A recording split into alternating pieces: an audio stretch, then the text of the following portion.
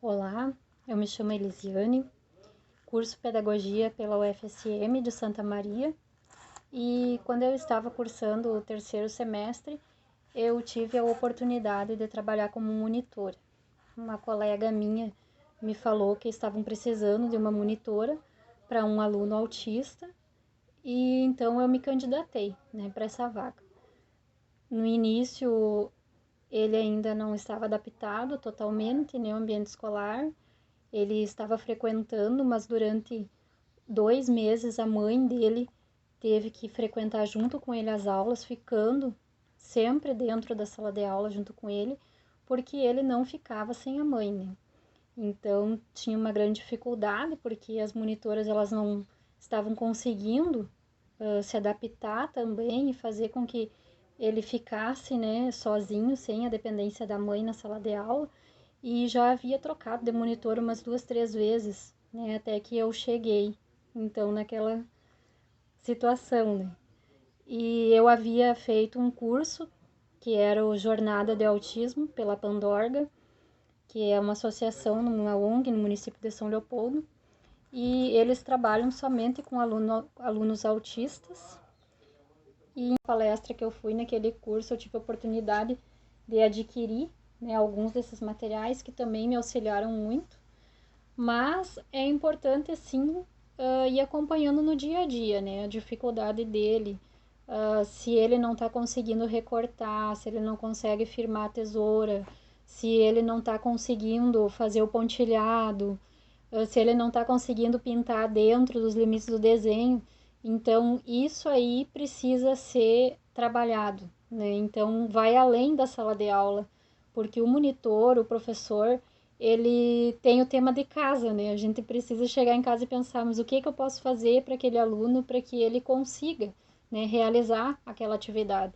Então, muitas vezes eu trouxe essa tarefa, para casa, tivemos avanços, tivemos bastante sucesso, porque eu pude acompanhar ele desde o pré-A aliás, desde o maternal 3 até o pré-B.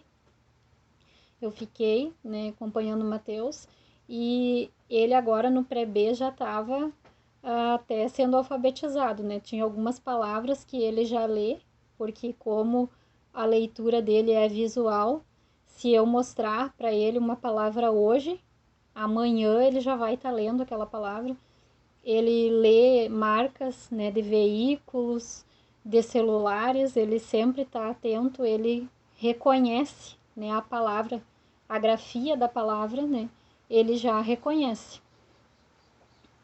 Então, devido a eles trabalharem somente com alunos autistas, eles têm uma grande experiência, nas diversas áreas, porque até nós aprendemos e sempre falamos, que nenhum autista é igual ao outro, então não existe um manual pronto do que se fazer, Mas com certeza a experiência, que a própria Pandorga pôde me passar, ajudou muito em sala de aula.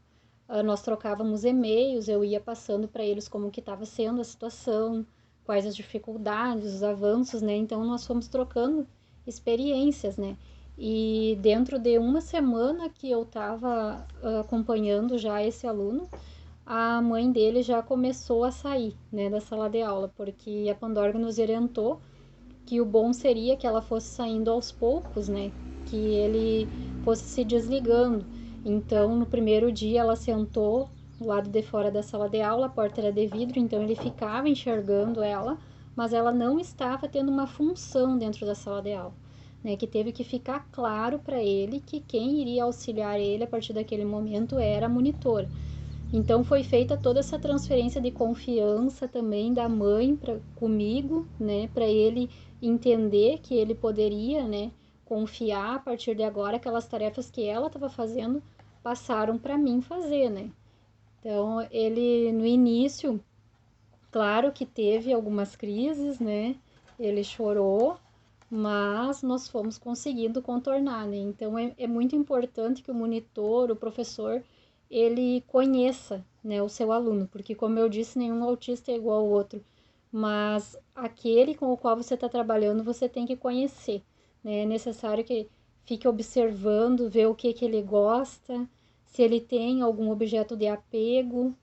No caso do Matheus, ele tinha, que era o sabonete. Então, no início, ele sempre ficava com o sabonete e em momentos de crise nós oferecíamos o sabonete para ele também.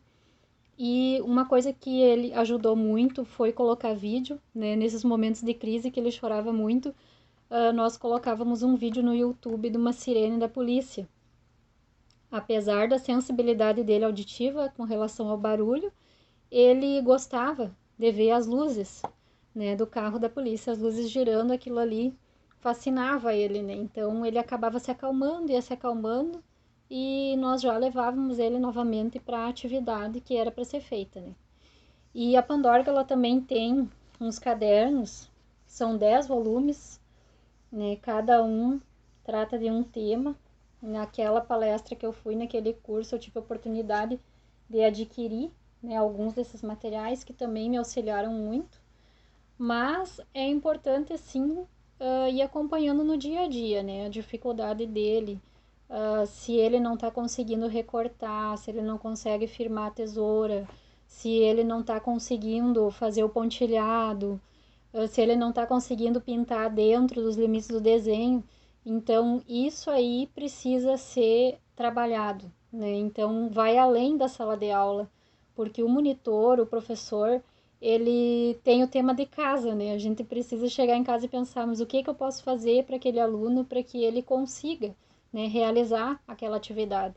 Então, muitas vezes eu trouxe essa tarefa, né, para casa, tivemos avanços, tivemos bastante sucesso, né, porque eu pude acompanhar ele desde o pré-A até, aliás, desde o maternal 3 até o pré-B.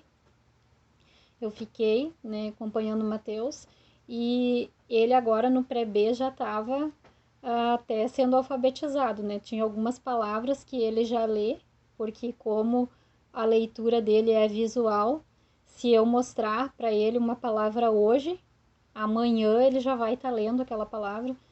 Ele lê marcas, né, de veículos, de celulares, ele sempre está atento, ele reconhece, né, a palavra, a grafia da palavra, né, ele já reconhece.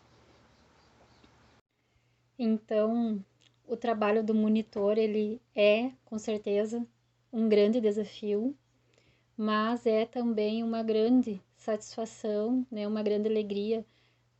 O monitor, ele precisa gostar da educação especial, ele precisa amar, né? Primeiro, nós nos apaixonamos pela educação especial, né? Depois, nós vamos para a sala de aula e nos apaixonamos pelo aluno. E então, assim, é um processo, né? Eu diria, assim, que o monitor, ele precisa ter bastante paciência, ele precisa ter persistência, né? Não desistir no primeiro obstáculo ou achar que não vai conseguir acalmar o aluno ou que ele não vai conseguir realizar aquela atividade.